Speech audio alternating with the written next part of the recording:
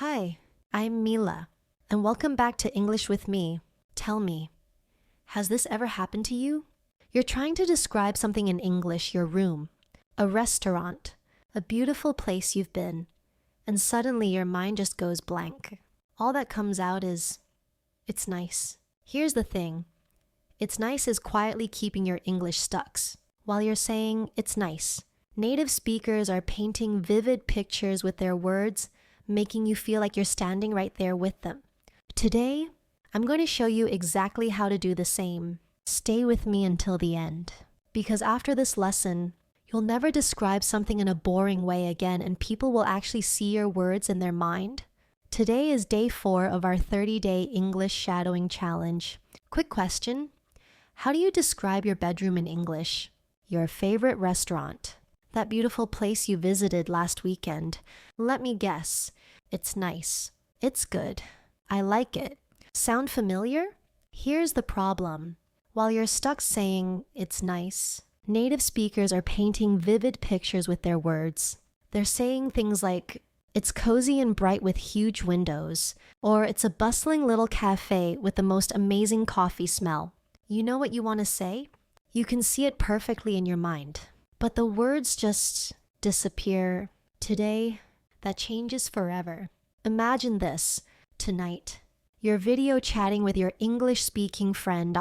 They ask about your room, and instead of just, it's nice, you confidently say, it's cozy and bright. I have a big window with a beautiful view. The walls are light blue and it feels very peaceful. Your friend's eyes light up. Wow, I can actually see it. It sounds amazing. That's the power of descriptive English. Today's lesson, 50 phrases to describe anything, real conversation practice, and your personal challenge, ready to never say it's nice again. Let's go. Here are your 50 essential phrases for describing things and places. I'll say each one 3 times. Normal speed, slow and clear, then normal speed again. Don't just repeat. Shadow everything I say.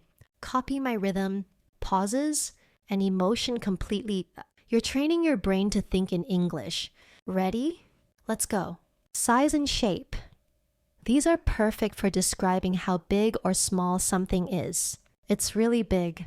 It's quite small. It's medium-sized. It's huge. It's tiny. It's long and narrow. It's round. It's square-shaped. It's tall and thin. It's wide and spacious. Fantastic. You're already sounding more descriptive. Now let's add some color to your vocabulary. Colors and appearance. Use these to describe what things look like. It's bright red. It's dark blue. It's light green. It's colorful. It looks shiny. It's very clean. It looks old. It's brand new. It's beautiful. It looks amazing. Excellent work. You're painting beautiful pictures with words now. Next, let's learn how to describe places and locations. Places and locations. Perfect for describing where things are and what places are like. It's in the center of town. It's near the station. It's far from here. It's on the 2nd floor. It's next to the bank. It's across from the park. It's a busy place. It's very quiet. It's crowded. It's peaceful. Amazing. You can now describe any location perfectly. But what about the feeling of a place? Let's learn that next. Atmosphere and feeling. Use these when describing the mood or feeling of a place. It feels cozy. It's very comfortable. It's welcoming. It has a warm atmosphere. It's modern and stylish. It's traditional. It's relaxing. It's exciting. It feels safe. It's friendly. Perfect. You've mastered describing atmosphere and feelings. Now, here's something equally important. How to ask others to describe things. Asking for descriptions. Natural ways to ask someone to describe something. What does it look like? Can you describe it? What's it like? How big is it? What color is it? Where exactly is it? What's special about it? How would you describe it? What's your favorite thing about it? What makes it different? Fantastic. You did it. You've mastered 50 essential phrases for describing things and places. Your vocabulary has just expanded tremendously. Now, Let's put all these beautiful phrases into action with real conversations. Scenario. Describing your dream house. We have one beautiful scenario for you today. Pro tip. Don't just listen. Live this conversation. Feel the excitement of describing your perfect home. Imagine you're really designing your dream house. This is how your brain remembers naturally. In this scenario, you're my good friend who just found the perfect house. You're excited to tell me all about it. And I'm curious to hear every detail. Here's how this works. When I pause, try to answer first. Then Mark will give you a perfect sample answer. Shadow Mark's sample answer completely. Copy his rhythm, emotion, and pronunciation. This way, you'll learn the natural patterns while building confidence. Ready? Here we go. I heard you found your dream house. I'm so excited for you. Tell me everything. What does it look like? It's a beautiful white house. It's medium-sized with a red door. It looks very clean and modern. It has big windows and it's really bright inside. That sounds absolutely wonderful. I can already picture it in my mind. Now tell me, how big is it? Is it the perfect size for you? It's perfect for me. It's not too big and not too small. It has 3 bedrooms and a spacious living room. The kitchen is quite big too. Perfect. And where exactly is this dream house located? Is it in a nice neighborhood? It's in a quiet neighborhood. It's near the park and close to the shopping center. It's not far from my work. And the area feels very safe. That sounds like an ideal location. What's your absolute favorite thing about this house? What makes it so special to you? My favorite thing is the garden. It's beautiful and colorful. There are many flowers and a big tree. It's very peaceful and relaxing. I love it. I love how excited you are. Your eyes are literally shining when you talk about it. Tell me about the atmosphere. What does it feel like when you walk inside? It feels so cozy and warm. The atmosphere is very welcoming. It's comfortable and bright. When I walk inside, I feel happy and relaxed. You're making me want to visit right now. It sounds like you found something truly special. What room are you most excited about? I'm most excited about the bedroom. It's on the 2nd floor and it's very sunny.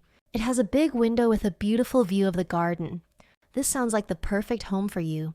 I can tell how happy this makes you feel. When do you think you'll move in? I'm moving in next month. I'm so excited. I can't wait. It's going to be amazing. I feel so lucky to find this house. I'm so happy for you. You've described it so beautifully that I feel like I've already seen it. Thank you for sharing this exciting news with me.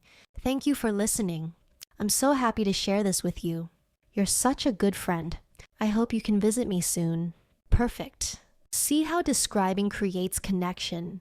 When you can paint a picture with words, you help others see your world exactly as you do. That's the power of descriptive language. Now, let me give you the describing talk confidence formula. Step 1. Look around you right now. Choose one object or describe the room you're in. What do you see? Step 2. Pick 5 phrases from today's lesson that describe what you're looking at. For example, it's medium-sized. It's very comfortable. It's near the window. Step 3. Practice out loud. Describe what you see using your 5 phrases. Paint a picture with your words. Step 4. Share with someone today. Describe something to a real person. Your room, your favorite restaurant, or something you bought recently. Step 5. Ask someone else. Use one of our question phrases. What does it look like? Or can you describe it? Show genuine interest in their description. You know what you've just unlocked? The secret to making your conversations colorful and interesting in English. But more than that, you've gained the power to help others visualize your world, which creates instant connection and understanding. You now have the ability to make people feel like they're right there with you, no matter where you are or what you're talking about. Before you go, I need you to make me a promise. Promise me you'll be detailed. Promise me you'll paint pictures with your words, not just say it's nice. The world needs your unique perspective. Your way of seeing things matters. Your descriptions matter. Your voice matters. And every comment you share helps someone else see the world through new eyes. Keep speaking with confidence. Keep sharing your world with descriptive language. Keep being beautifully, authentically you until tomorrow. Take care of yourself and remember, your perspective is unique. Your descriptions matter. And your English is getting stronger every single day. You see, learning English isn't just about grammar or vocabulary, it's about sharing your world. When you describe something with detail, you're not just speaking, you're connecting. You're letting someone else step inside your life for a moment and see what you see. Feel what you feel. So promise me this from now on, you'll never hide your world behind. It's nice. Your perspective is unique. Your words matter. And your voice deserves to be heard. Thank you for learning with me today. I'm Mila, and this is English with me. Keep speaking with confidence. Keep sharing your world, and keep shining in your own way. I'll see you in the next lesson, and until then, take care, and keep your English alive in every conversation.